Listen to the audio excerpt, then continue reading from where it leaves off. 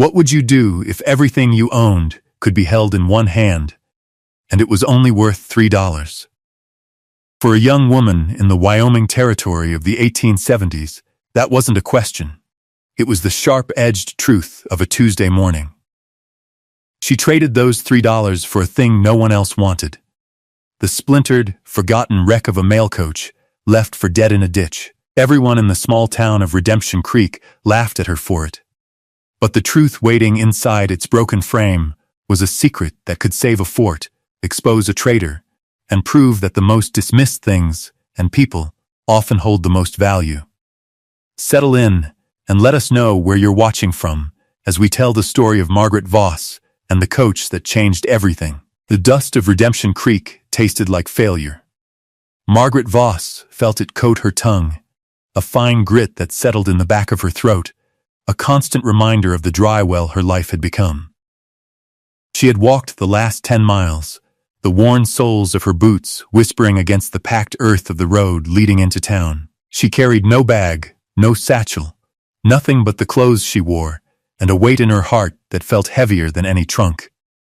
2 days ago, she'd been a laundress at Fort Laramie, her hands perpetually raw from lye soap and hot water. But her small room had been her own, her work honest.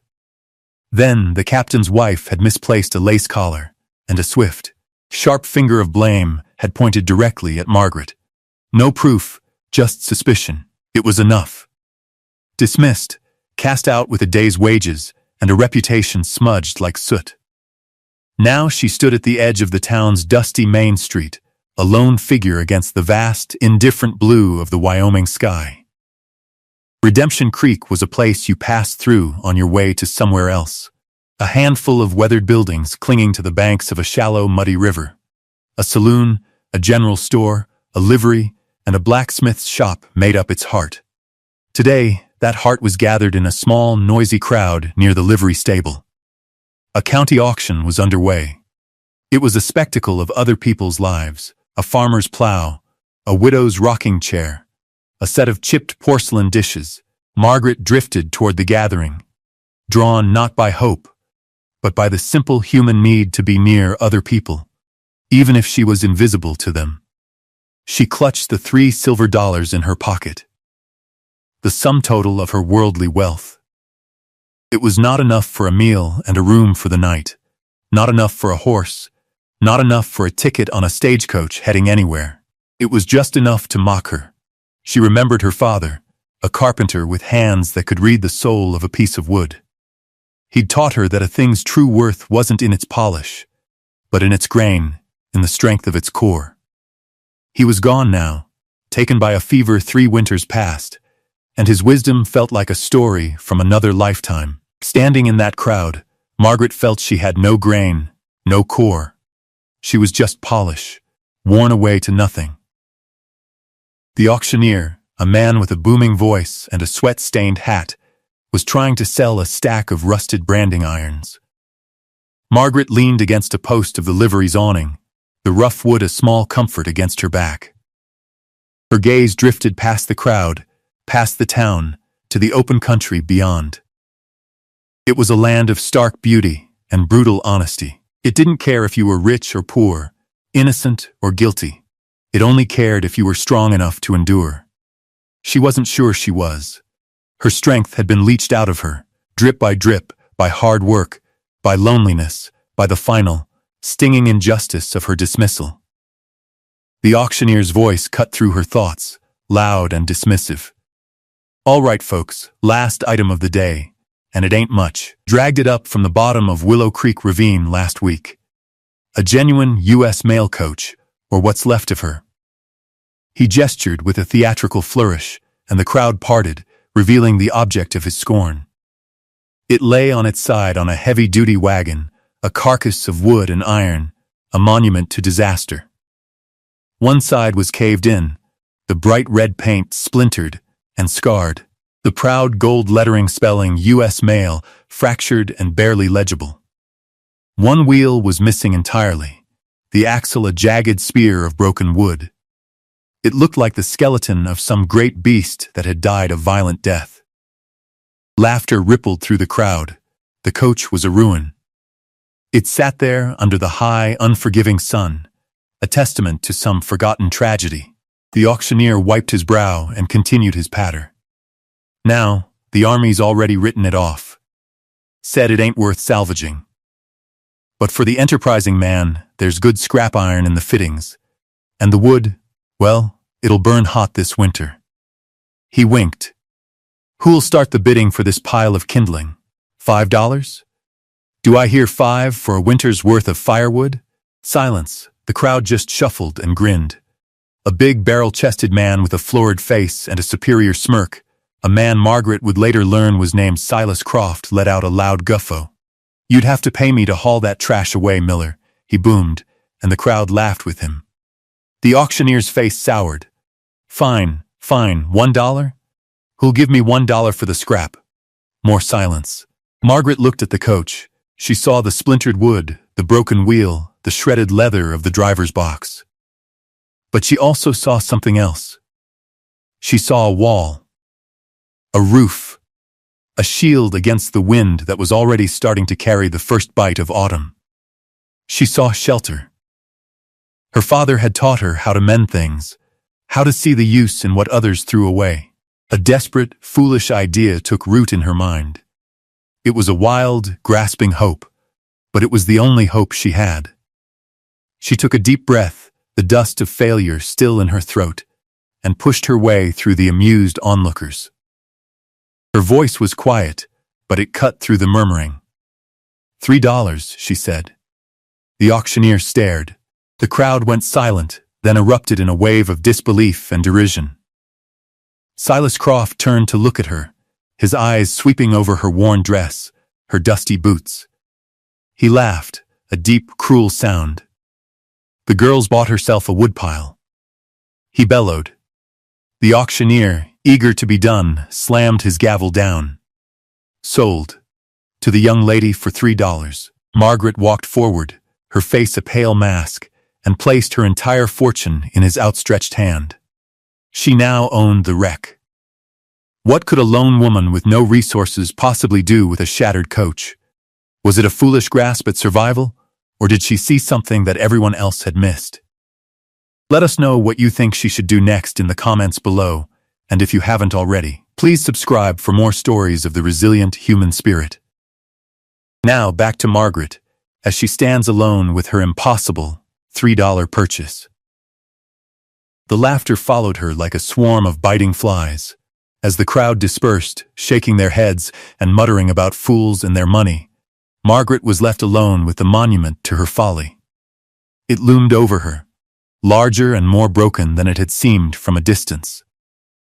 Silas Croft, the man whose laughter had been the loudest, strode over to her, his heavy boots kicking up puffs of dust. He ran a proprietary hand over the splintered wood, his expression one of contemptuous pity. $3, girl? He said, his voice dripping with condescension. For a pile of splinters? You've got more coin than sense. He leaned in, his bulk blocking the sun. Tell you what, I feel sorry for you. I'll give you $1 for it. Take the iron for my freight wagons. You can walk away with something in your pocket. He saw her as a simpleton, an object of sport. Margaret looked from his fleshy, confident face to the wrecked coach. She thought of her father's hands, calloused and sure, planing a piece of rough-sawn pine into something smooth and true. She met Croft's gaze, her own clear and steady. No, she said. The single word, spoken without heat or anger, hung in the air. Croft's face tightened. He wasn't used to being refused, especially not by someone like her. Suit yourself, he sneered. Enjoy your firewood. He turned and walked away, his back rigid with indignation. Margaret was left in the quiet aftermath of the auction, the silence almost as loud as the laughter had been. She stood there for a long time, simply looking. She didn't know what to do next. She owned it, but it was on a wagon in the middle of town. She had no land, no mule to drag it. As the sun began to dip toward the horizon, casting long shadows that made the coach look even more skeletal, an old woman wrapped in a colorful trade blanket shuffled past. She was Shoshone, her face a beautiful, intricate map of wrinkles, her black eyes holding a deep, ancient stillness. She stopped and looked not at Margaret, but at the coach. Her gaze was intense, as if she were reading a story written in the broken wood. She ran a gnarled hand over a deep gouge in the side panel, her touch surprisingly gentle. Then, her eyes met Margaret's. She spoke, her voice a low, gravelly whisper, her English heavily accented but clear. "Some wood remembers the way," she said. She held Margaret's gaze for a moment longer, a look of profound, unspoken meaning passing between them. Then, without another word, she continued on her way, disappearing around the corner of the general store. Margaret was left with the cryptic phrase echoing in her mind. It made no sense, yet it felt like a key, or a blessing. A few minutes later, the liveryman, a stooped, kindly man named Jed, emerged from his stable. He'd watched the whole exchange. "That was foolish, miss," he said, not unkindly. "But I've done foolish things for pride myself." He looked at her, then at the coach. He sighed, a sound of weary resignation. "Got a patch of land out past the creek," he said, gesturing with his thumb. "Scrub and rock, mostly, nobody's claimed it. If you can get that thing there, it's yours to squat on." For a while, anyway, he saw the question in her eyes. "I got an old mule and a stone boat. Ain't fast, but it's strong. Be my charity for the day." Margaret felt a prickling behind her eyes, the first stirrings of an emotion she hadn't allowed herself to feel. "Gratitude, thank you," she whispered. Jed just nodded, already turning to fetch the mule. He was the only person in Redemption Creek who hadn't laughed. And for that, Margaret would never forget him. The journey was a slow, grinding ordeal. Jed's mule, aptly named Cinder, was old and stubborn, but possessed a deep geologic strength. With a series of chains and levers, they managed to coax the heavy, ruined body of the coach off the wagon and onto the stone boat, a low-slung sled used for hauling rocks from fields. The sound of the wreckage scraping onto the sled was a shriek of tortured metal and splintering wood. It felt like a violation. Once it was settled, the real work began. Jed led the mule, and Margaret walked alongside the sled, pushing when it bogged down, placing rocks under the runners to get over ruts. They moved at a crawl, a strange funereal procession leaving the town behind. The sun was a merciless hammer in the sky. Sweat soaked the back of Margaret's dress, and her hands were raw from gripping the rough wood. They passed the last of the town's outbuildings, the church with its lonely steeple, and ventured onto a rough track that led toward the creek. The land here was marginal, unwanted. The soil was thin, littered with rocks, and dotted with sagebrush and hardy, twisted pines. This was the land of the forgotten, a fitting resting place for her purchase. By the time they reached the small, flat parcel Jed had described, the sun was a fiery orange smear on the western horizon. The plot was, as he'd said, mostly rock and scrub, with a single, wind-bent cottonwood tree standing sentinel. It wasn't much, but it was flat, and it was hers, for now. With one last great effort, they maneuvered the coach off the stone boat and onto the ground. It settled with a deep groan, a final sigh of exhaustion. It looked even worse here, a man-made wound on the face of the landscape. Jed unhitched Cinder and gave the mule a fond pat. He handed Margaret a full canteen. "Water from my well," he said. "It's sweet." He looked at her, his face etched with concern in the fading light. "You sure about this, miss?" Margaret looked at the wreck, her wreck. "I have to be," she replied. Jed nodded slowly. He didn't understand, but he seemed to respect her resolve. "Be careful," he said, and with that, he and Cinder turned and headed back toward the distant lights of the town, leaving Margaret utterly alone. The silence that descended was absolute, broken only by the whisper of the wind through the sagebrush. As twilight deepened into night, a profound sense of desolation washed over her. The coach was no longer a symbol of hope. It was a coffin. The dark stain on the floorboards that she'd noticed earlier seemed blacker now, more sinister. She couldn't bring herself to go inside. Instead, she huddled against one of the intact wheels, pulling her thin shawl tight around her shoulders. The wood was cold, and the wind whistled a mournful tune through the shattered windows. A coyote howled in the distance, a sound of pure, unbridled loneliness. Margaret closed her eyes, the $3 silver a phantom weight in her memory, and spent her first night as a property owner, sleeping on the ground beside her ruin. The first light of dawn was pale and thin, the color of watery milk. Margaret woke stiff and cold, her back aching from the hard ground. For a moment, she didn't know where she was. Then her eyes fell on the coach, and the reality of her situation settled back onto her like a shroud. It was a grim sight in the morning light. The dew had settled on the splintered wood, making it look dark and rotten. The shredded remains of the leather upholstery hung in sad, limp strips. It smelled of damp, decay, and something else, something metallic and vaguely unsettling. A wave of despair, sharp and nauseating, rose in her throat. Silas Croft's mocking laughter echoed in her ears. Firewood, maybe he was right, maybe she was a fool.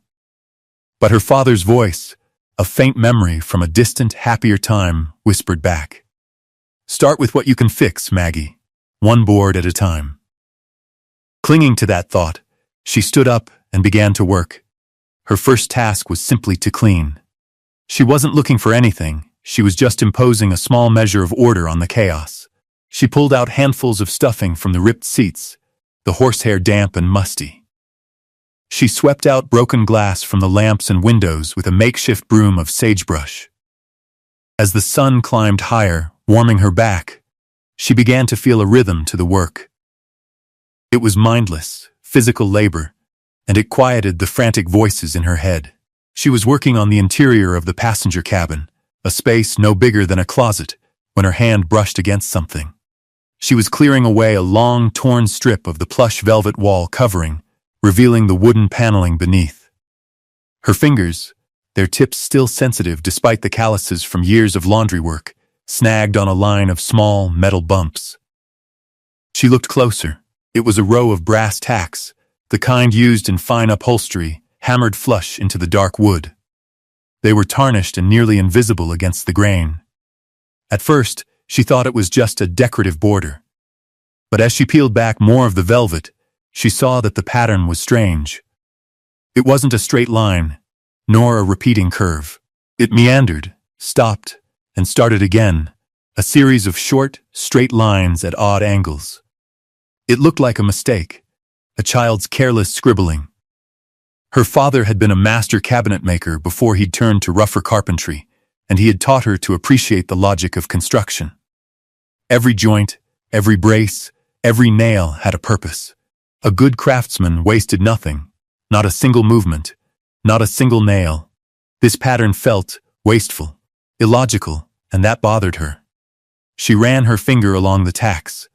They were smooth, worn. She traced the path, her brow furrowed. It felt intentional. It felt like a code, or a map, but of what? It was just a detail, a small, insignificant anomaly in a mountain of wreckage. She had more pressing concerns, finding water, finding food, reinforcing a section of the roof before the next rain. She dismissed the thought and went back to her cleaning. But the image of the strange, broken line of tacks remained, a splinter lodged in the back of her mind. Something about the wood was trying to speak, and she didn't yet know the language. Days bled into one another, marked by the slow passage of the sun across the sky. Margaret's life settled into a Spartan routine: rise at dawn, work on the coach, forage for edible roots and berries, and huddle in her makeshift shelter at night. The wreck was slowly transforming. Using a small, dull hatchet she'd found rusted in the coach's toolbox, she painstakingly cut and trimmed the salvaged planks, fashioning a small, relatively watertight room within the larger ruin. She used strips of torn canvas from the roof to patch the walls, creating a space that was dark and cramped, but offered a real defense against the wind. One evening, A creature limped into the small circle of light cast by her fire. It was a dog, a scruffy yellow mutt with one ear torn and a useless back leg that it dragged behind it. It was starved thin, its ribs a washboard beneath its matted coat. It stopped just outside the firelight, its one good eye watching her with a mixture of fear and desperate hope. Margaret, whose own hunger was a constant, dull ache, looked at the half-roasted prairie turnip she had on a stick over the flames. She broke off a piece and tossed it to the dog. It snatched it up greedily. From that moment on, he was her shadow, a silent, three-legged companion she named Trip. With Trip sleeping at her feet, the nights were less lonely. And with the dog as her audience, she found herself talking aloud as she worked, narrating her tasks. "Now, if I can just get this brace to hold," she'd mutter, wrestling with a warped piece of wood. The physical labor was a balm. Her hands, once soft from the constant immersion in water, grew tough and calloused. She learned the coach not with her eyes, but with her hands. She felt the subtle differences in the wood, the hard, unyielding oak of the frame, the softer, more pliable pine of the paneling. She learned the unique groan of each joint, the specific catch of a rusted hinge. The coach was no longer just an object. It was a partner in her survival. One afternoon, a fierce gust of wind rattled a loose interior panel, the one behind which she'd first seen the strange pattern of tacks. The noise was maddening, a constant thump-thump-thump against the main frame. She decided to fix it once and for all. As she examined the panel, her eyes were drawn again to that illogical line of brass tacks. She traced it with a grimy finger. Some wood remembers the way. The old woman's words came back to her. Unbidden, she thought of the puzzle boxes her father used to make, little wooden marvels with hidden buttons and secret sequences. On a whim, she pressed one of the tacks. Nothing happened. She pressed another, and another. She tried to find a logic, a pattern. She followed the strange, broken line, pressing each tack in the order it appeared. The last tack was near the floor, almost hidden by a shadow. She pressed it firmly. Instead of the solid resistance of wood, she felt a slight give and heard a soft, satisfying click. The sound was almost inaudible, but in the prairie silence, it was as loud as a gunshot. She stared at the panel. It hadn't been warped. It had been set. The entire panel had shifted, just a fraction of an inch, revealing a clean, dark line where there should have been none. It wasn't a panel. It was a door. Her heart hammered against her ribs. She worked her fingernails into the thin crack the click had revealed and pulled. The small door, no bigger than a book, swung inward on silent, well-oiled hinges. It opened into a dark, narrow cavity. For a moment, Margaret was afraid to look, afraid of what she might find, or of finding nothing at all. But curiosity, and a sense that she was on the cusp of understanding, was stronger than her fear. She reached inside. Her fingers brushed against cool, smooth leather. With a trembling hand, she drew the object out into the light. It was a leather satchel, thick and sturdy, the flap embossed with the official eagle insignia of the United States Army. It was a mail pouch, not the large public sacks, but a private one, for sensitive documents. The leather was stiff, and a dark, ominous stain marred one corner, but the brass buckle was still secure. Her hands shook so badly she could barely work the clasp. When it finally gave way, she lifted the flap. Inside, nestled in the tin-lined compartment designed to keep the contents dry, was a stack of folded papers, tied with a length of twine. The top document was a dispatch, its official script stark against the creamy paper. Beneath the stack of papers, something else lay flat against the bottom.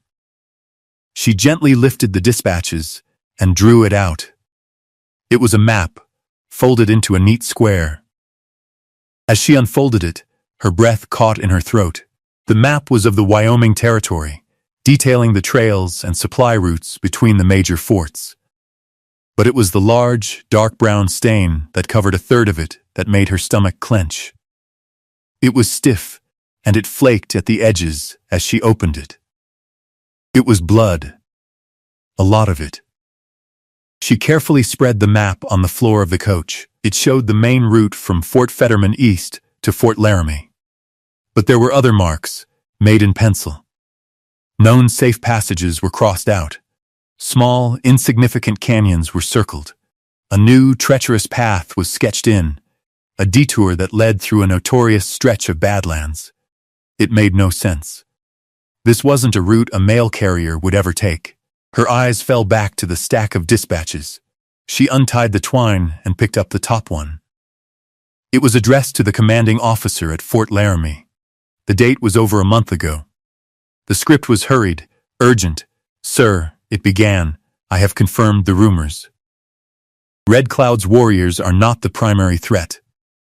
A large party of renegade sellers, supplied by a civilian freight contractor, is gathering in the Antelope Hills. They intend to raid the northern supply lines before winter. They are well armed with new rifles. We are outnumbered. Send reinforcements to the Willow Creek crossing at once. The bearer of this dispatch, Corporal Evans, knows the location. Trust no one else." It was signed by a scout Margaret had heard of, a man named Boone Mercer. She read the words again. The Willow Creek crossing. That was the ravine where the coach had been found. Corporal Evans had never made it. The wreck wasn't an accident. It was an ambush, designed to silence a warning. The blood on the map belonged to the messenger. And the secret he died to protect was now in her hands. A low, gray bank of clouds was massing on the western horizon, mirroring the cold dread that was spreading through Margaret's chest. The dispatch felt heavy in her hand, a weight of responsibility she had not asked for. The fort had to be warned. This information was a month old. Whatever was planned could happen at any moment. She had to get this to Fort Laramie. She quickly gathered the dispatches and the map, tucking them back into the leather satchel. She would leave at first light. As she was securing the flap, the sound of a horse's labored breathing made her freeze. Tripp let out a low growl, the fur on his neck bristling. Margaret peered through a crack in the coach wall. A lone rider was approaching, slumped low over his horse's neck. The horse was stumbling, exhausted. As they drew closer, she saw the dark stain on the rider's shoulder and the arrow shaft protruding from it. The man was a fort scout. She recognized the buckskin jacket and the army issue horse. He was barely conscious. He finally slid from the saddle, collapsing in a heap just yards from her shelter. Margaret didn't hesitate. She rushed out, Tripp limping anxiously behind her. The scout was muttering, his eyes glazed with fever. It was Boone Mercer, the man who had signed the dispatch. He must have been on patrol, looking for his missing partner, Corporal Evans. "Tracked. They tracked me," he whispered, before his eyes rolled back in his head. Margaret, using strength she didn't know she possessed, dragged the heavy man into the cramped but secure shelter of the coach. She had just laid him down when she heard more riders approaching. Fast, she peeked out again. 3 men, their figures hard silhouettes against the darkening sky. The man in the lead was Silas Croft. Her blood ran cold. They were hunting him. Croft and his men reined in their horses a short distance away, their eyes scanning the desolate landscape. "He came this way," one of the men said. "Horse is lamed. He can't have gotten far." Croft's gaze fell upon her camp, the pathetic wreck and the thin curl of smoke from her fire. He rode closer, his expression a mask of contempt. "You," he called out.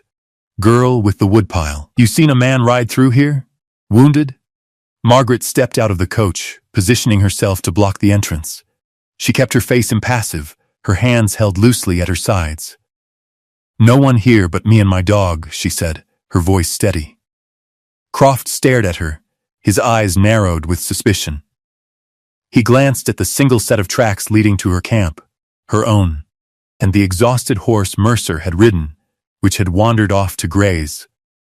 He seemed to accept her story, but his eyes lingered on the coach. "Strange place to call home," he sneered.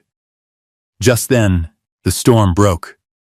A flash of lightning lit up the landscape, followed by an immediate, deafening crack of thunder. The first heavy drops of rain began to fall. Croft cursed, not wanting to be caught in the deluge.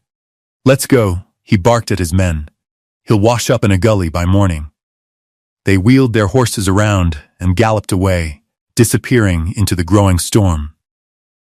Margaret let out a breath she hadn't realized she was holding.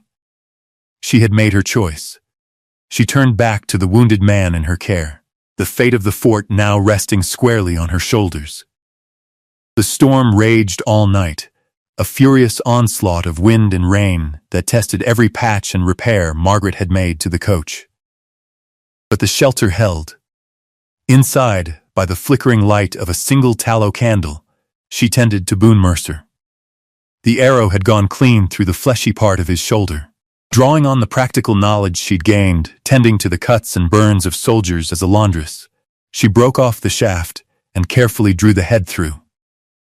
She cleaned the wound with whiskey from Boone's own canteen and packed it with a poultice of yarrow she had gathered, a trick the old Shoshone woman had shown her. He was delirious with fever for hours, muttering about renegades and ambushes, but by dawn the fever broke and the storm passed.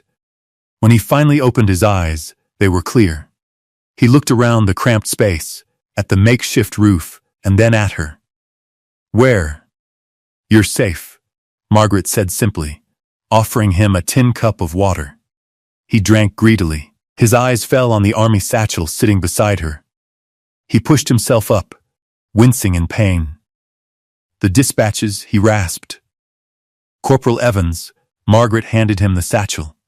He opened it and pulled out the blood-stained map. A shadow of grief passed over his face. "This was Charlie's," he said, his voice thick. "My partner. We knew something was wrong. The freight shipments from Croft Freight were too heavy, the manifests too light. He was a good man. He must have found the proof."